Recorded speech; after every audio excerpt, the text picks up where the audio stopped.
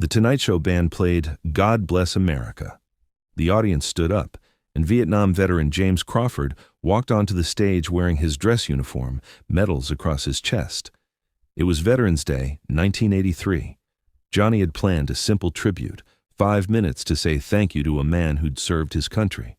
But the moment James saw that standing ovation, he froze. His face crumpled, his shoulders shook, and in front of 20 million people, this decorated war hero started crying like a man who'd been holding back tears for 15 years. The audience didn't know what to do.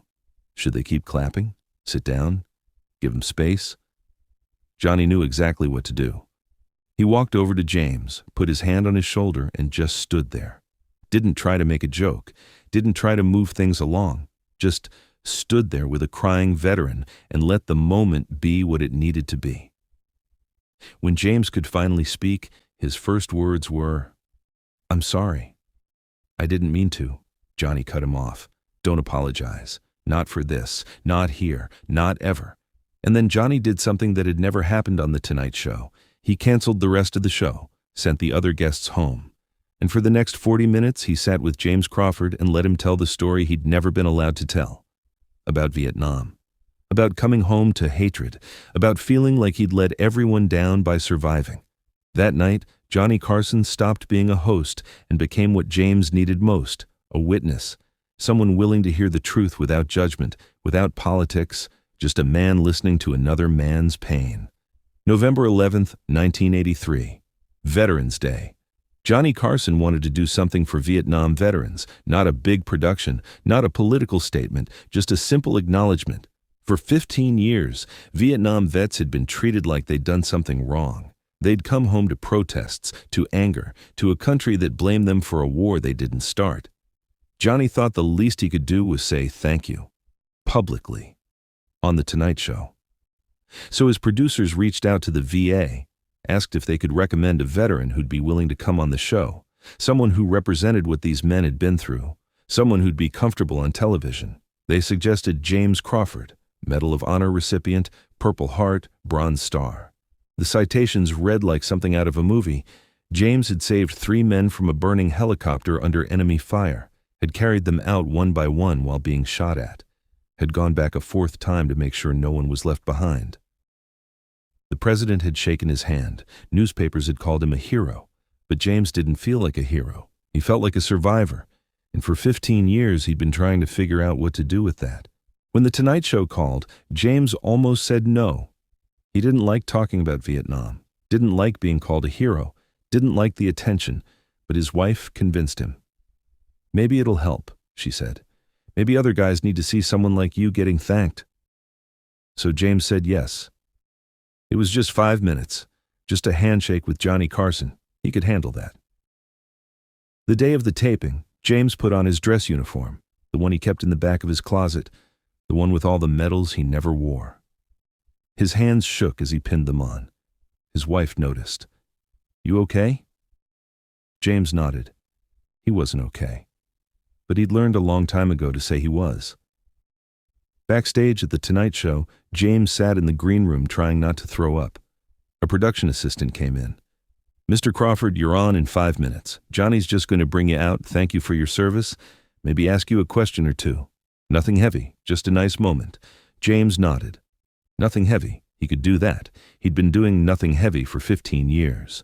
The band started playing God Bless America. That was his cue. James stood up, straightened his uniform, and walked through the curtain onto the Tonight Show stage. The lights hit him first, bright, hot. Then he saw the audience, all of them on their feet, clapping, some of them crying, 20 million more watching at home, all of them looking at him, thanking him.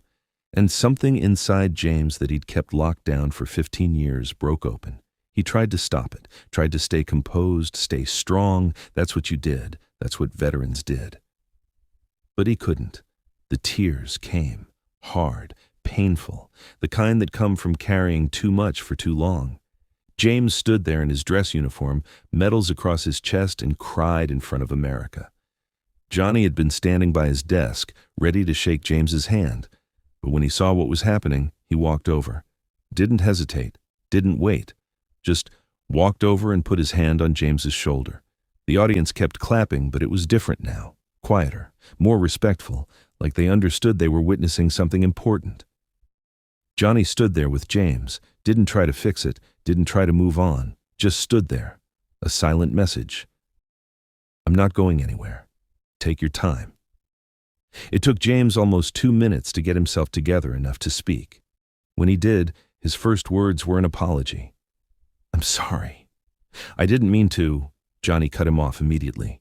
Don't apologize. Not for this, not here, not ever. Johnny turned to the audience. James, everyone here understands. This is real. This matters more than anything else we could do tonight. Then Johnny did something unprecedented. He looked at the cameras, at the producers in the control room, and made a decision. We're going to do something different tonight, Johnny said. We had other guests scheduled, but I'm sending them home. Because James deserves more than 5 minutes. He deserves to be heard. The control room erupted. He's canceling the show? We have Bill Murray in the green room. The sponsors... But Johnny had already made up his mind. He walked over to his desk, pulled up a chair for James, and sat down next to him. Not across the desk. Next to him, like they were just two guys having a conversation. James, Johnny said quietly, tell me about Vietnam. Not the hero stuff, the real stuff, what it was actually like. James looked at Johnny, looked at the audience, looked at the 20 million people watching. And for the first time in 15 years, he told the truth. He talked about being 19 years old and getting drafted, about being scared every single day, about watching friends die, about the helicopter that went down, and how he'd gone back into the fire not because he was brave, but because he couldn't live with himself if he didn't, about the nightmares that started in Vietnam and never stopped, about coming home and being spit on at the airport, about people calling him a baby killer, about feeling like the country he'd served hated him for serving it. Johnny listened, really listened, asked questions, not to make it entertaining, just to understand. How do you carry that? Johnny asked at one point. How do you live with it? James shook his head. Honestly? Most days, I don't know. You just wake up and try to make it through. And you don't talk about it, because nobody wants to hear it. They want you to be a hero or they want you to be a villain, but they don't want you to be a person. I want you to be a person, Johnny said. Right now, on this show, you get to be a person. Not a symbol, not a hero, just James. And whatever you need to say it. So James did. He talked about the guilt, about why he survived when others didn't, about feeling like he'd failed because he couldn't save everyone, about the anger at a government that sent kids to fight a war it didn't know how to win, about feeling betrayed by the very country he'd served. The audience was dead silent. Some were crying. This wasn't what anyone expected from The Tonight Show, but it was what everyone needed to hear. 20 minutes in, Johnny asked, "What do you wish people understood about Vietnam vets?" James thought for a moment that we were just kids. Most of us were 18, 19. We didn't know anything. We just did what our country asked us to do, and when we came home, we got blamed for it. Like it was our fault. Like we'd wanted to go. His voice broke. I just wish someone had said thank you. Not for the war, for carrying what we carried, for doing what we were told and then dealing with the consequences alone. Johnny looked at the camera. When he spoke, his voice was firm, clear. Then let me say it now. On behalf of everyone watching, James, thank you. Not just for your service, but for carrying a burden that should never have been yours alone, for being strong when the country asked you to be strong, and for being honest tonight when it would have been easier to pretend everything was fine. Johnny paused. And I'm sorry. I'm sorry it took us 15 years to say this properly. I'm sorry we made you guys carry this alone. That wasn't fair. That was never fair. James broke down again, but this time it was different. Not the tears of someone breaking, the tears of someone finally being seen. 40 minutes.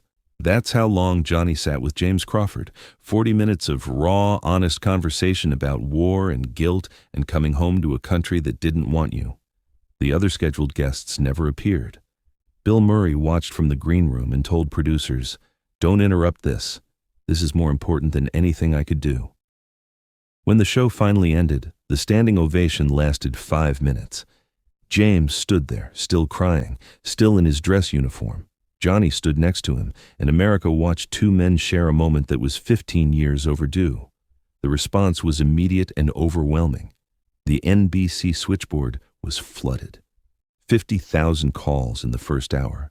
Veterans calling to say they'd been crying along with James.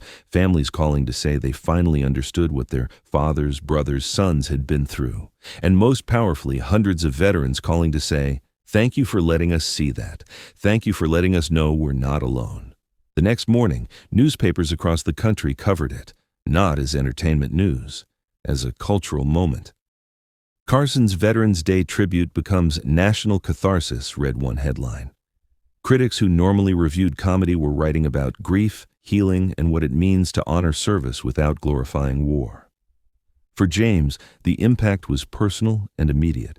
He'd spent 15 years feeling like he had to hide his pain, had to be strong, had to pretend he was fine. But Johnny had given him permission to be honest. And in front of 20 million people, James had said the things he'd never been allowed to say. The nightmares didn't stop after that night. The guilt didn't disappear. But something changed. James started talking to other veterans, started going to support groups, started admitting that he wasn't okay and that was okay too. "Johnny gave me permission to be human again," James said years later. "For 15 years, I thought I had to be the hero everyone wanted me to be. Strong, unbreakable. But Johnny let me be broken. And that's what I needed. Not to be fixed, just to be seen as I actually was." More than that, Johnny's decision to cancel the rest of the show sent a message. This matters more than entertainment. A veteran's pain matters more than celebrity interviews. Truth matters more than the schedule. Other talk shows started paying attention, started inviting veterans on, not as props, as people. Started having real conversations about PTSD before it was really called that. About what war costs the people who fight it.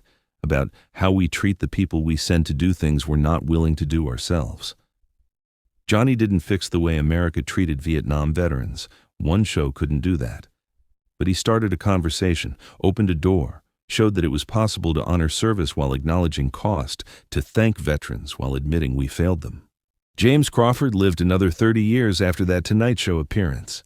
He became an advocate for veteran mental health, spoke at VA hospitals, helped other vets get treatment, and he always credited that night with Johnny as the beginning. "Before that, I thought asking for help meant I was weak," James said. "Johnny showed me that asking for help means you're human, and there's no shame in that." Johnny never talked much about that night publicly. When asked, he'd deflect. "I just let James talk, that's all."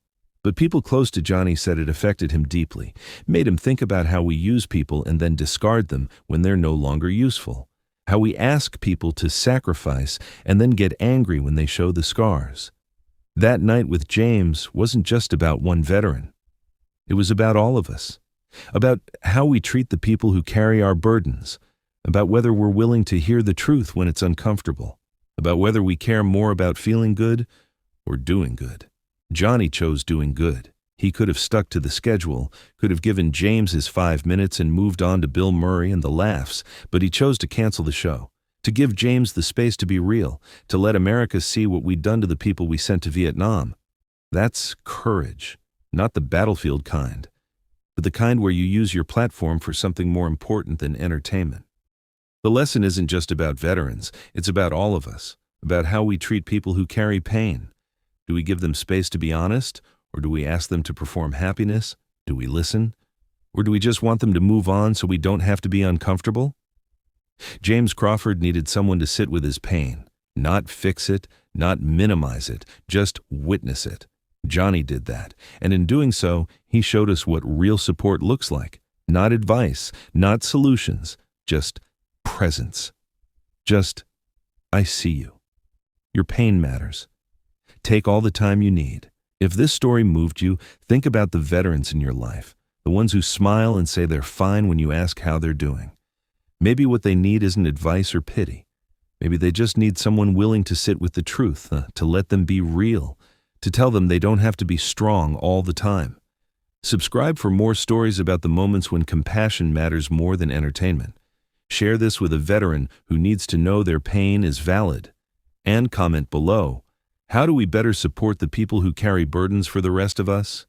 Because Johnny Carson taught us that night that the bravest thing you can do isn't fight in a war. It's come home and admit you're hurting. And the most powerful thing you can do for someone is just be there when they finally do.